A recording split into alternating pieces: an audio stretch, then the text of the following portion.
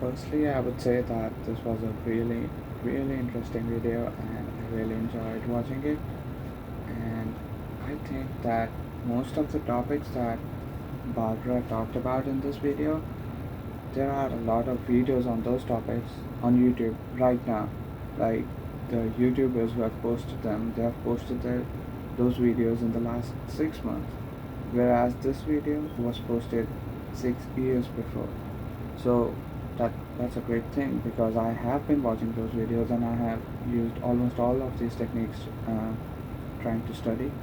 And so from this video, I think the main focus of this video was that the focused mode of your brain and the diffused mode of your brain are equally important, but the diffused mode is not used as much, or that the people are not aware about the diffused mode as much. So from this video I can pick three main topics that would help me study better. That would be the Pomodoro technique, spaced repetition, and sleep and exercise. So like I said, I have used these methods before, and one of my favorite methods is actually the Pomodoro technique because so what I do in the Pomodoro technique is I study for 40 minutes and then I take a break for 20 minutes. So it evens out as an hour of studying slash relaxing. So what I do in those 20 minutes is that I watch some TV show or anything like that. Sometimes I just play some game. But yeah, I think that taking your attention completely away from the task that you're trying to do is a really good way to do that. The second is the spaced repetition. This was a new technique that I discovered, and I think it really works because, like Barbara said, you tend to forget things that you just learned. So, recalling them, the active recall, yeah. So, the spaced repetition is based on the active recall that you recall stuff that you learned, which helps it be better embedded in your memory.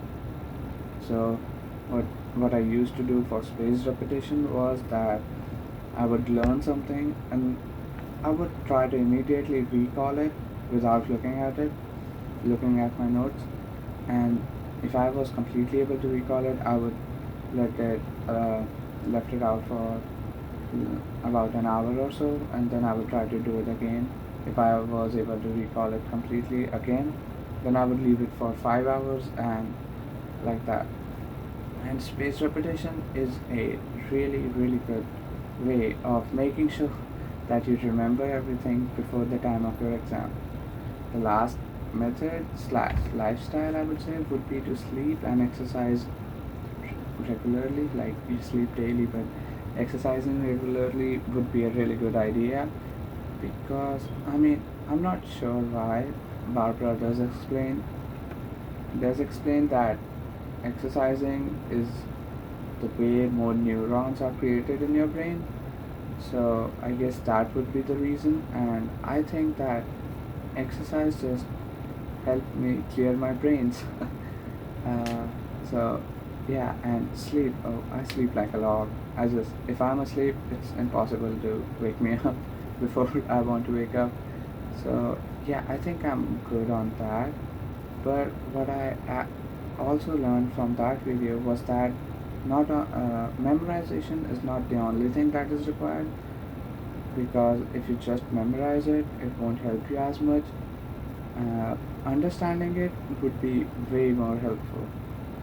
So let's say you understand the topic, it will automatically be embedded in your memory and you can recall it anytime you want. So these are the three ways I think that these are the three methods by which I think I can improve my study habits.